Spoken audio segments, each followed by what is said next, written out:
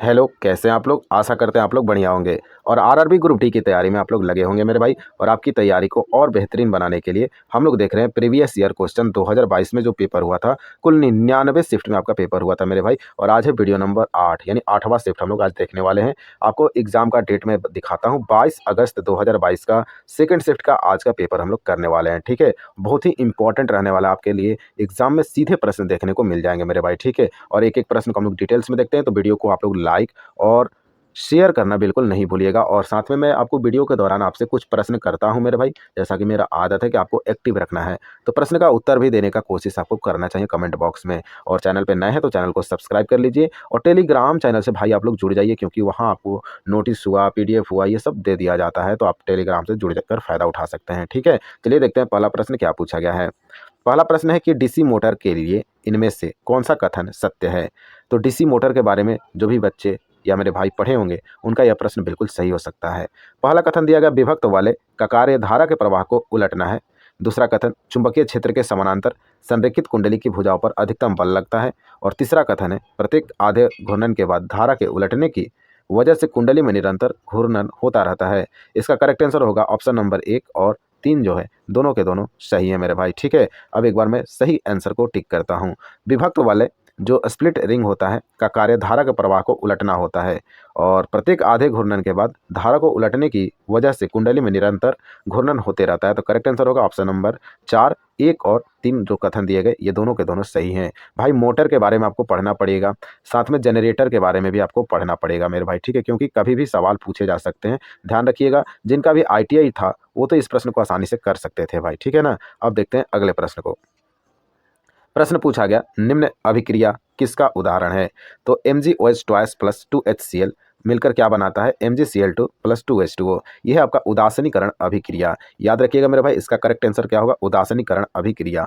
भाई देखो, जब भी क्षार का अभिक्रिया अम्ल के साथ होता है, क्षार का अभिक्रिया अम्ल के साथ कराया जाता है, तो लवण का निर्माण होता है और साथ में जल बनता है, H2O बनता है मेरे भाई। ठीक है, यह है उदासीनीकरण अभिक्रिया की पहचान। जब भी हम क्षार के साथ अम्ल को मिलाते हैं तो लवण बनता है और जल बनता है। अब आप सवाल में देखिए, MgOH ट्वाइस एक प्रकार का क्षार है मेरे भाई। ठीक है, OH तो क्षार में ही रहता है ना, आपको तो याद होगा भाई। ठीक है, और HCl क्या है, हमारा अम्ल है। जब अम्ल और क्षार की अभिक्रिया कराई जाती है तो MgCl2 यानी कि एक लवण का निर्माण हुआ और साथ में H2O का भी निर्माण हुआ, यानी जल का निर्माण हुआ। अब आपको उदासीनीकरण अभिक्रिया से कोई समस्या नहीं होगा मेरे भाई। ठीक है, अब देखते हैं अगले प्रश्न को। स्लाइडेन और स्वान द्वारा दिया गया कोशिका सिद्धांत निम्नलिखित में से किन जीवों पर लागू नहीं होता है। पहला सवाल ध्यान रखेंगे, स्लाइडेन और स्वान के द्वारा कौन सा सिद्धांत दिया गया, कोशिका सिद्धांत। और यह जो कोशिका सिद्धांत है मेरे भाई, वायरस पे लागू नहीं हो पाता है, और जिसको हिंदी में हम लोग विषाणु के नाम से जानते हैं। ध्यान रखिएगा, वायरस पर कोशिका सिद्धांत लागू नहीं होता है, जो कि स्लाइडेन और स्वान के द्वारा कोशिका सिद्धांत दिया गया था। बढ़ते हैं अगले प्रश्न पे। अगला प्रश्न पूछा गया, एक सीधे धारावाही चालक के कारण उत्पन्न चुंबकीय क्षेत्र की दिशा इनमें से किसका उपयोग करके निर्धारित किया जा सकती है। इसका करेक्ट आंसर हो जाएगा ऑप्शन नंबर 4, दाएं हाथ के अंगूठे का नियम। तो मैं 7 नंबर जो वीडियो मैंने करा रखा था उसमें बताया था आपको फ्लेमिंग के दाएं हाथ का नियम, बाएं हाथ का अंगूठे का नियम, फ्लेमिंग के बाएं हाथ का अंगूठे का नियम। ये जो नियम है मेरे भाई, ये आपको एक बार रिवीजन कर लेना चाहिए। ठीक है, मैं वीडियो लाऊंगा भाई, इन सब पे एक एक सेपरेट वीडियो मैं कराने वाला हूँ, लेकिन उसका थोड़ा सा आपको वेट करना होगा, क्योंकि मेरे मुंह के अंदर मेरे भाई थोड़ा छाले टाइप का हो गया, जिससे बोलने में काफ़ी दर्द हो रहा है, और इसलिए मैं आपको वीडियो 1-2 दिन पर प्रोवाइड करा रहा हूँ। हाँ, आपके जो सर हैं, मनीष सर हैं, वो आपको लगातार वीडियो क्लासेस करा रहे हैं प्रीवियस ईयर क्वेश्चन का। आप एनटीपीसी के फॉर्म डाले हो तो उनका क्लास आराम से करो मेरे भाई। सीजीएल और सीएचएसएल एमटीएस का भी पेपर कराया जा रहा है, आप लोग प्रीवियस ईयर क्वेश्चन का आनंद लीजिए भाई। बिल्कुल 100% पेपर में वहीं से प्रश्न पूछे जाएंगे। ठीक है ना, अब देखते हैं अगले प्रश्न को। किसी चालक का प्रतिरोध के अनुक्रमानुपाती होता है। करेक्ट आंसर होगा, चालक की लंबाई के अनुक्रमानुपाती होता है किसी चालक का प्रतिरोध। अब मेरे भाई, अनुक्रमानुपाती कभी कभी लिख देता है तो कभी कभी समानुपाती लिख देता है, दोनों का मतलब एक ही होता है मेरे भाई। ध्यान रखना, कंफ्यूज नहीं होना है। ठीक है ना, फॉर्मूला आपको याद है, R बराबर होता है L/A, ये आपको याद है ना फॉर्मूला। अब देखो, L अगर बढ़ता है तो R भी क्या हो जाएगा, बढ़ जाएगा। और L फॉर क्या होता है, लंबाई होता है, और A से क्या होता है, क्षेत्रफल होता है, R से क्या होता है, प्रतिरोध होता है। अब आप लोग इतने डिटेल्स में तो पढ़े होंगे ना मेरे भाई, तो आप छोटी छोटी बात को खुद से भी समझ सकते हैं। वैसे मैंने समझाने की पूरी कोशिश कर रखी है। ठीक है, बढ़ते हैं अगले प्रश्न पे। बड़े बांधों के निर्माण से उत्पन्न होने वाली समस्याओं के प्रभाव की आलोचना निम्न में से किस आधार पर नहीं की गई है? तो इसका करेक्ट आंसर हो जाएगा मनोवैज्ञानिक मेरे भाई, ठीक है। बड़े बांधों के निर्माण से उत्पन्न होने वाली समस्याओं के प्रभाव की आलोचना मनोवैज्ञानिक के आधार पर नहीं की गई है, बाकी जो आर्थिक है, पर्यावरणीय है और सामाजिक आलोचना इनके आधार पर की गई थी मेरे भाई, बड़े बड़े बांधों का जब निर्माण हो रहा था तो, ठीक है ना। और उनसे जो समस्याएं आ रही थी, ये करेक्ट आंसर हो जाएगा मनोवैज्ञानिक। आप इस प्रश्न को आराम से पढ़िए, आपको आंसर भी दिखने लगेगा, ठीक है। अब देखिए कुछ इस प्रकार के प्रश्न आपसे पूछे गए थे। प्रश्न है कि चित्र में प्रदर्शित किए गए अनुसार एक प्रकाश किरण AB एक उत्तल दर्पण पर आपतित होती है, उसका परावर्तन कोण पर क्या होगा? आपको बताना है परावर्तन कोण क्या होगा मेरे भाई, ठीक है। बहुत ही आसान सा प्रश्न है, बस आपको ध्यान से पढ़ना होगा मेरे भाई, ठीक है। तो देखो ये है आपका दर्पण, कौन सा दर्पण है? उत्तल दर्पण है। तो इस साइड में क्या हो जाएगा? लेप चढ़ जाएगा उत्तल दर्पण में। ये आपका मुख्य अक्ष है मेरे भाई, जिसको यहाँ पोल बोलते हैं। यहाँ इसका F हो जाएगा और यहाँ आपका C हो जाएगा, और कुछ इस प्रकार से दर्शाया गया है। और कहाँ से निकल रहा है? C से निकलते हुए प्रतीत हो रहा है किरण, और इसका नाम क्या है? A और B। ये AB नाम की एक किरण है मेरे भाई, प्रकाश की। देखो मेरे भाई, जब भी C से आते हुए प्रतीत होता है तो वो वापस भी C पर ही चला जाता है, ठीक है ना। जिस रास्ते से आता है उसी रास्ते से वापस चला जाता है मेरे भाई, ठीक है। तो कितना डिग्री का कोण बनेगा? 0 डिग्री का कोण बनेगा। करेक्ट आंसर होगा ऑप्शन नंबर 4 हो जाएगा इस प्रश्न का। अगला प्रश्न देखते हैं। 5 डायोप्टर क्षमता वाले एक उत्तल लेंस को -3D क्षमता वाले एक अवतल लेंस के साथ जोड़ कर रखा गया है। इस संयोजन की फोकस दूरी कितनी होगी? बढ़िया क्वेश्चन है मेरे भाई, ठीक है। इस क्वेश्चन को थोड़ा सा बढ़िया से आप लोग सॉल्व करेंगे। मैं बार बार बोलता हूँ, वीडियो को थोड़ा आप लोग शेयर कीजिए, कुछ पैसा तो आने दीजिए भाई। पैसा आएगा तो हम व्यवस्था भी ठीक कर लेंगे, बस आपके ऊपर है। आपको अगर वीडियो अच्छा लगता है कि हाँ हर एक बच्चे के लिए इंपॉर्टेंट है, तो वीडियो आप शेयर जरूर करेंगे, ठीक है। और देखिए P1 कितना है? तो 5 डायोप्टर है, और प्लस का P2 कितना है? माइनस का 3 डायोप्टर है। दोनों को जब ऐड करोगे मेरे भाई तो कितना हो जाएगा? 5 और माइनस का 3, 2 डायोप्टर हो जाएगा। कितना होगा? 2 डायोप्टर हो जाएगा। पावर क्या हुआ? पावर कितना हुआ मेरे भाई? 2 डायोप्टर हुआ। अब क्या कर रहा है? इस संयोजन की फोकस दूरी कितनी होगी? फोकस दूरी का फॉर्मूला, P से तो पावर होता है मेरे भाई और 1/f होता है, और क्या निकालना है हमको? F निकालना है, फोकस दूरी निकालना है। तो F यहाँ आ जाएगा और 1/p हो जाएगा। ये फार्मूला निकल कर आपका सामने आ जाएगा मेरे भाई, ठीक है। अब जो वैल्यू हमको प्राप्त है उसको यहाँ लिख लेंगे। F बराबर 1/p का वैल्यू कितना आया? 2 आया है। यानी कि अगर ये कटेगा मेरे भाई, थोड़ा सा ऑप्शन आप लोग देखने का कोशिश कीजिएगा। तो ऑप्शन में आपको दिख रहा है मेरे भाई 50 सेंटीमीटर, यानी 1/2 का मतलब कितना होता है? 50 सेंटीमीटर होता है मेरे भाई, ध्यान रखिएगा। बहुत ही इंपॉर्टेंट है, क्योंकि हम लोग मीटर में आंसर करते हैं ना। 1 मीटर आता तो 100 सेंटीमीटर, और 1/2 आया है इसलिए हमारा 50 सेंटीमीटर हो जाएगा करेक्ट आंसर। चलिए बढ़ते हैं अगले प्रश्न पे, ये आपका करेक्ट आंसर हो जाएगा। अगला प्रश्न देखते हैं। मेंडल से पहले कई वैज्ञानिक ने मटर और अन्य जीवों में लक्षण की वंशागति का अध्ययन शुरू कर दिया था, लेकिन मेंडल वंशागति के नियम देने में सफल रहे थे। मेंडल की सफलता से संबंधित कुछ तर्क नीचे दिए गए हैं, जिनमें से एक के अलावा अन्य सभी सही हैं। गलत तर्क चुनना है मेरे भाई। तो मेंडल के बारे में थोड़ा सा हम लोग जानने का कोशिश करते हैं। इन्होंने प्रत्येक पीढ़ी में किसी विशेष लक्षण वाले जीवों की गिनती रखी थी, बिल्कुल सही कथन है मेरे भाई। दूसरा है, उन्होंने एक समय में एक लक्षण की वंशागति का अध्ययन किया था, जबकि उनसे पहले के वैज्ञानिक ने जीव को संपूर्ण रूप में लेकर अध्ययन किया था। ये भी मेंडल के नज़रिया से देखा जाए तो सही है। और तीसरा कथन है, उन्होंने अपने विज्ञान और गणित के ज्ञान को मिश्रित किया था। केवल वो वैज्ञानिक ही नहीं थे मेरे भाई, बढ़िया गणितज्ञ भी थे मेंडल, आपको पता होगा। चौथा कथन आपका करेक्ट आंसर होगा, क्योंकि ये कथन जो है गलत है। उन्होंने छोटे आकार के नमूनों के आधार पर काम किया था, ये आपका गलत हो जाएगा। यानी ये गलत ही तो पूछा था ना सवाल में मेरे भाई, हाँ गलत ही पूछा है, तो करेक्ट आंसर होगा ऑप्शन नंबर 4 हो जाएगा। अगला प्रश्न देखते हैं। एक एक प्रश्न देख लो मेरे भाई। 2022 का ग्रुप डी का पेपर है और बढ़िया लेवल का पेपर था मेरे भाई, ठीक है। प्रोपीन यौगिक की समजातीय श्रेणी का अगला चौथा सदस्य कौन सा होगा? बहुत ही अच्छा लेवल का प्रश्न है मेरे भाई। प्रोपीन पूछा है तो ध्यान रखिए मेरे भाई, C3H6 हो जाएगा। प्रोपीन आप लोग को एल्कीन, एल्काइन, एल्केन याद है इसका फॉर्मूला? तो प्रोपीन आता है आपका एल्कीन के अंडर में, ठीक है मेरे भाई। तो एल्कीन का फॉर्मूला क्या होता है? याद है तो ठीक है, नहीं याद है तो नोट कर लीजिएगा। CnH2n होता है एल्कीन का फॉर्मूला। अब देखिए C जो है 3 है और H कितना है? 6 है, क्योंकि डबल हो जा रहा है ना N। ठीक है मेरे भाई। पूछा है अगला चौथा सदस्य, तो इसके बाद तो C4 और H8 आना चाहिए मेरे भाई। ये पहला हुआ, फिर दूसरा C5 हो जाएगा, तीसरा हो जाएगा C6 और चौथा हो जाएगा मेरे भाई C7 और इसका कर देंगे डबल तो हो जाएगा H14। करेक्ट आंसर होगा C7 और H14 आपका करेक्ट आंसर होगा मेरे भाई। इस फार्मूला का आप लोग ध्यान में रखिएगा। चलिए आप लोग के लिए वर्क देते हैं। एल्केन का फार्मूला बताइए। एल्कीन का फार्मूला मैंने बता दिया। एल्काइन का फार्मूला आप लोग बताइए कमेंट बॉक्स में, देखते हैं कौन कौन सीरियस हैं पढ़ने में। ठीक है, अगला प्रश्न देखते हैं। पादप कोशिकाओं में मौजूद किसकी मात्रा संचलन को सुगम बनाने के लिए कोशिकाओं के संरचना में परिवर्तन कर देती है? बहुत ही आसान सवाल, इसका राइट आंसर जल हो जाएगा। अगला प्रश्न देखते हैं। कार्बन C4+ आयन बनाने में असमर्थ क्यों होता है? तो इसका करेक्ट आंसर मेरे भाई अगर देखा जाए, जो कार्बन है C4+ आयन बनाने में असमर्थ होता है क्योंकि मेरे भाई इसके निर्माण के लिए अधिक मात्रा में ऊर्जा की आवश्यकता होती है, इसलिए यह असमर्थ होता है C4+ बनाने में। ठीक है ना मेरे भाई, बहुत ही अच्छा प्रश्न पूछा गया आपके ग्रुप डी के पेपर में।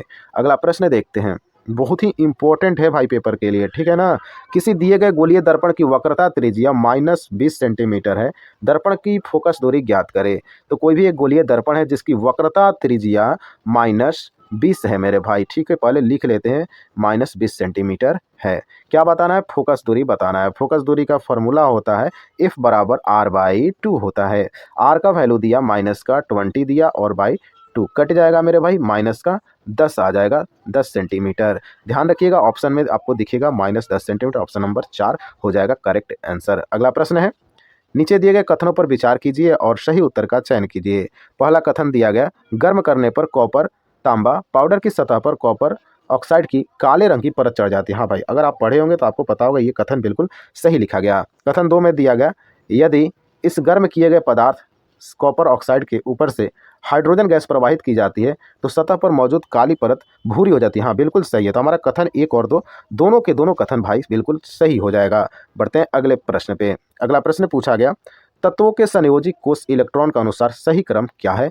तो इसका करेक्ट आंसर होगा फ्लोरीन, ऑक्सीजन, कार्बन और लिथियम। देखो मेरे भाई ध्यान से सुनो, फ्लोरीन का कितना होता है परमाणु क्रमांक याद है? तो ध्यान रखना 9 होता है, ऑक्सीजन का 8 होता है और साथ में कार्बन का 6 होता है और लिथियम का 3 होता है। ये तो आपको याद ही होगा मेरे भाई। ठीक है ना, कोई दिक्कत है इसमें? नहीं ना। अब संयोजी इलेक्ट्रॉन क्या होता है, यानी बाह्यतम कक्षा में उनके कितने इलेक्ट्रॉन है भाई? ठीक है, ध्यान रखना। तो फ्लोरीन के बाह्यतम कक्षा में 7 होता है और ऑक्सीजन के बाह्यतम कक्षा में 6 होता है और कार्बन के बाह्यतम कक्षा में 4 होता है और क्या है, लिथियम, लिथियम के बाह्यतम कक्षा में 1 होता है। अब आप इसको सही अनुसार क्रम में बैठा सकते हैं, इसलिए फ्लोरीन सबसे ज़्यादा, ऑक्सीजन उसके बाद कार्बन, उसके बाद लिथियम हो जाएगा। आप ये संख्या देख के संयोजी इलेक्ट्रॉन से आराम से इस प्रश्न का उत्तर कर सकते थे। आपको परमाणु क्रमांक आपको ध्यान में रखना था। ठीक है, अगला प्रश्न देखते हैं, निम्नलिखित में से कौन से उपकरण विद्युत धारा के तापीय प्रभाव पर आधारित है? हाँ ये प्रश्न आसान है, तापदीप्त लैंप आपका करेक्ट होगा, साथ में इलेक्ट्रिक गीजर जो है ये भी आपका करेक्ट हो जाएगा। तो ऑप्शन नंबर 1 और 2 जो है, तापदीप्त लैंप और इलेक्ट्रिक गीजर, ये दोनों के दोनों विद्युत धारा के तापीय प्रभाव पर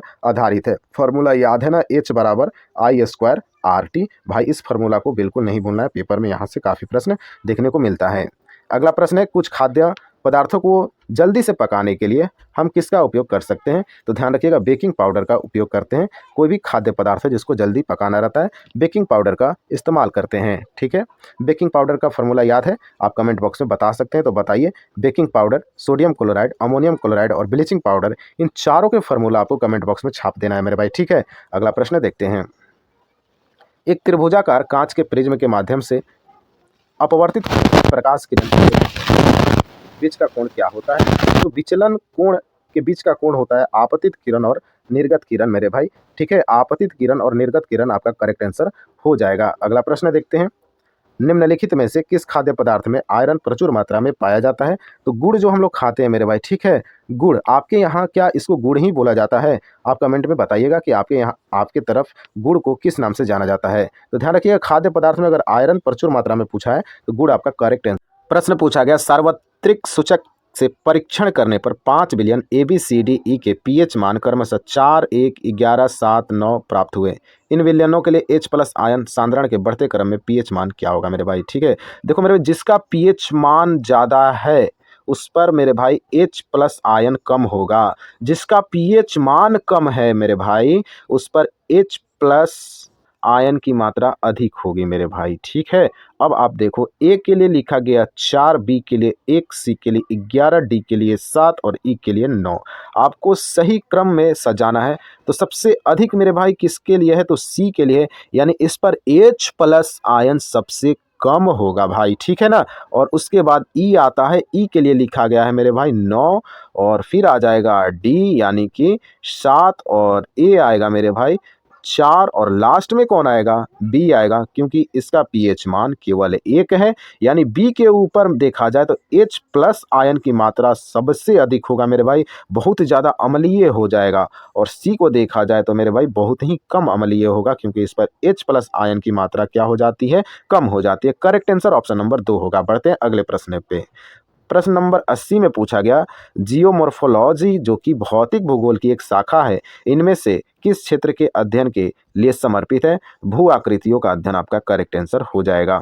अगला प्रश्न है, में दोहरा परिसंचरण नहीं होता है। करेक्ट आंसर होगा मेढक में मेरे भाई दोहरा परिसंचरण नहीं होता है। यह प्रश्न इसलिए इंपॉर्टेंट है भाई, याद करो दोहरा परिसंचरण किस में होता है, तो सर्पों में होता है, मछलियों में होता है और गरुड़ों में होता है। अगला प्रश्न, थोड़ा सा आगे बढ़ते हैं।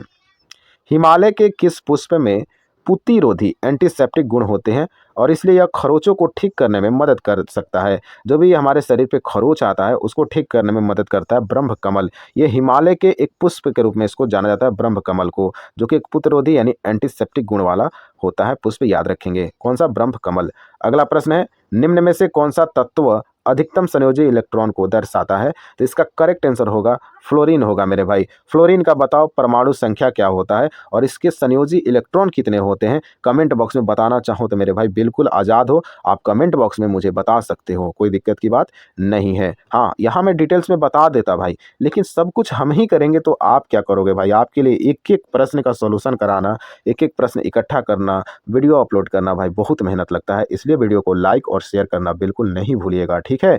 प्रश्न पूछा गया, रमेश एक बल्ब का फिलामेंट बनाने के लिए एक पदार्थ का चयन करना चाहता है, चयनित पदार्थ में इनमें से कौन से गुण होने चाहिए।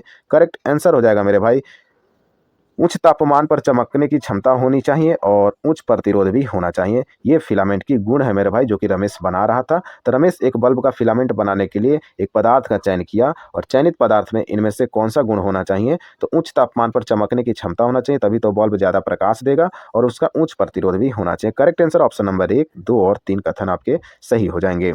अगला प्रश्न पूछा गया, फ्लोएम पौधे का संवहनी उत्तक होता है जो का परिवहन करता है, तो पोषक तत्वों का परिवहन करता है फ्लोएम, भोजन का परिवहन करता है फ्लोएम, ये भी आपको ध्यान रखना है। जल का परिवहन कौन करता है, जाइलम करता है। ये सारे फैक्ट आपको ध्यान में रखना पड़ेगा भाई, ठीक है। अगला प्रश्न है, 100 नंबर प्रश्न है कि के उपयोग से पर्यावरण के अनुकूलन कैरी बैग तैयार किए जा सकते, तो कागज आपका करेक्ट आंसर होगा। कागज के उपयोग से पर्यावरण के अनुकूल कीजिएगा तो पर्यावरण के अनुकूल हो जाएगा, ठीक है। करेक्ट आंसर हो जाएगा कागज। तो ये था हमारा इंपॉर्टेंट मेरे भाई 25 साइंस यानी विज्ञान के प्रश्न, जो कि आपके ग्रुप डी के 22 अगस्त 2022 को पूछा गया था सेकंड शिफ्ट में। वीडियो में बनाने में भाई बहुत मेहनत लगा है, देखते हैं क्या आप एक लाइक कर सकते हो, और मिलते हैं नेक्स्ट वीडियो में, तब तक के लिए जय हिंद।